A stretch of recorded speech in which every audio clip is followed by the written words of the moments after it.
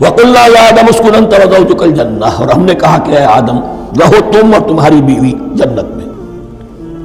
اب یہ جنت کون سی ہے؟ اکثر حضرات کے نام کر کے نزدیک یہ جنت کہیں آسمان ہی میں تھی، آسمان ہی میں حضرت آدم کی تخلیق ہوئی۔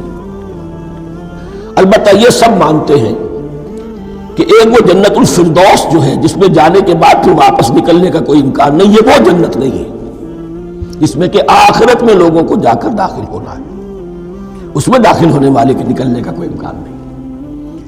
ایک رائے یہ بھی ہے، میرا رجحان اس رائے کی طرف ہے، تخلیق آدم اسی زمین پر ہوئی ہے۔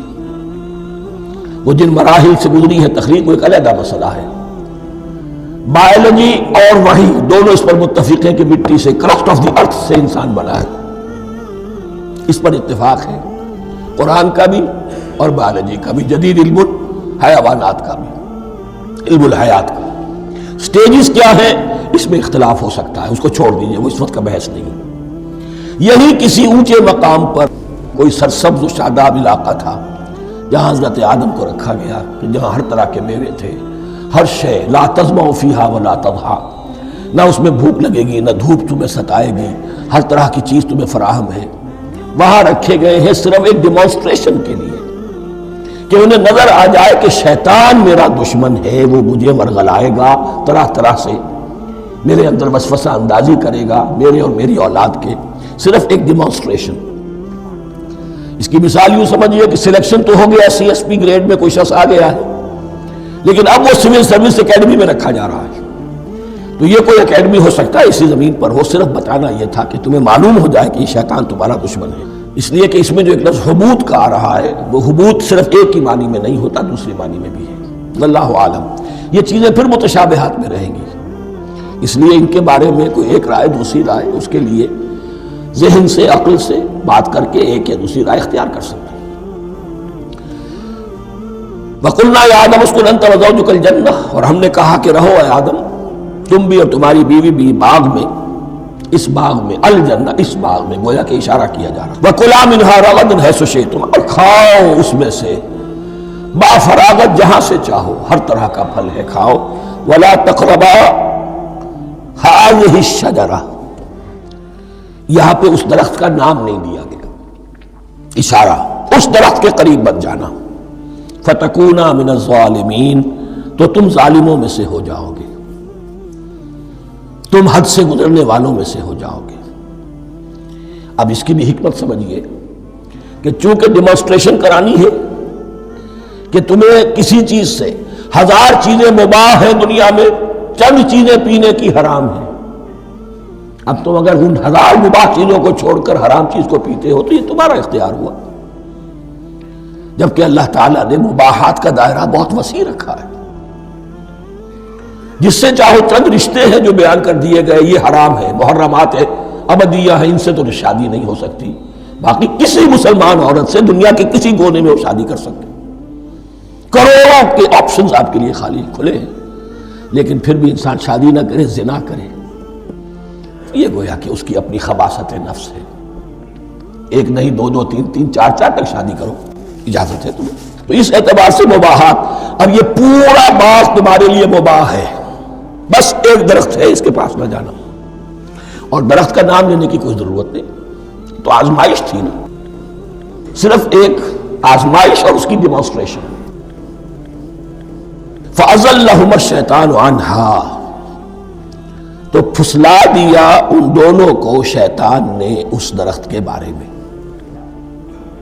اب وہ کس کس طریقے سے پھسلایا، یہ بھی جیسا کہ میں نے عرض کیا 6 مرتبہ چونکہ یہ قصہ آ چکا ہے، اس کی آپ کو سورہ طٰہٰ میں تفصیل ملے گی، کس کس طریقے سے پھسلایا اور اس بات کے لیے تیار کیا۔ فَأَخْرَجَهُمَا مِمَّا كَانَا فِيهِ، تو نکلوا دیا ان دونوں کو اس کیفیت میں سے جس میں کہ وہ تھے، وہ کیفیت کہ نہ کوئی مشقت ہے، نہ کوئی محنت ہے، اور انسان کو ہر طرح کا اچھے سے اچھا پھل مل رہا ہے، تمام ضروریات فراہم ہیں، خاص کوئی حلہ جنت ہے جس کا کہ لباس بھی عطا کیا گیا ہے، لیکن ان کیفیات سے اب نکال کر، اب جسے آپ کہیں گے bitter facts of life، اچھا اب جاؤ، یہ ڈیمانسٹریشن کرنی تھی، ہو گئی۔ شیطان تمہارا دشمن ہے، تمہارا اور تمہاری نسل کا، شیطان لعین، اور وہ تمہیں پھسلائے گا جیسے آج پھسلایا ہے۔ تم آگاہ رہنا اس کی شرارتوں سے۔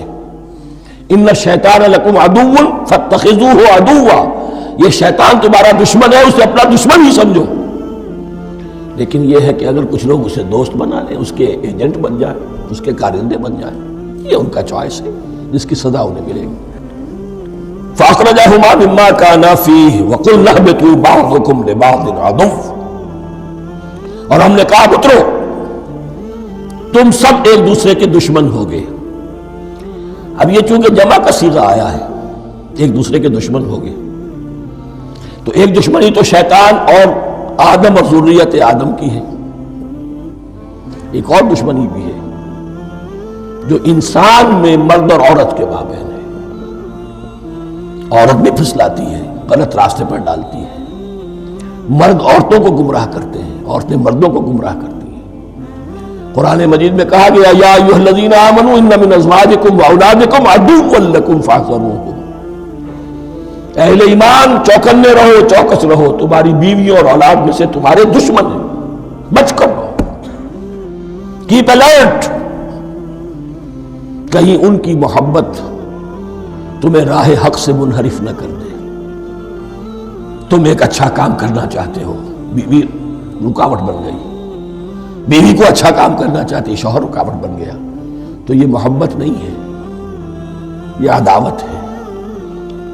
اس حوالے سے بعضکم لبعض عدو وَلَكُمْ فِي الْأَرْضِ مُسْتَقَرٌّ وَمَتَاعٌ إِلَىٰ حِينٍ، اور تمہارے لیے اب زمین میں مستقر ہے، جائے قیام ہے اور متاع ہے، ضرورت کی چیزیں ہیں ہم نے فراہم کر دی ہیں، اِلَىٰ حِين، لیکن ایک وقت معین تک کے لیے، یہ ابدی نہیں ہے، ایک وقت آئے گا یہ بساط ہم لپیٹ دیں گے۔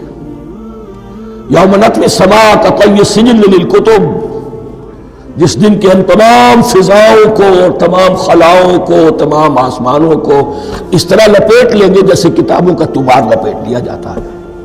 ایک وقت آئے گا، یہ تخلیق الی اجل مسمى ہے، الی حین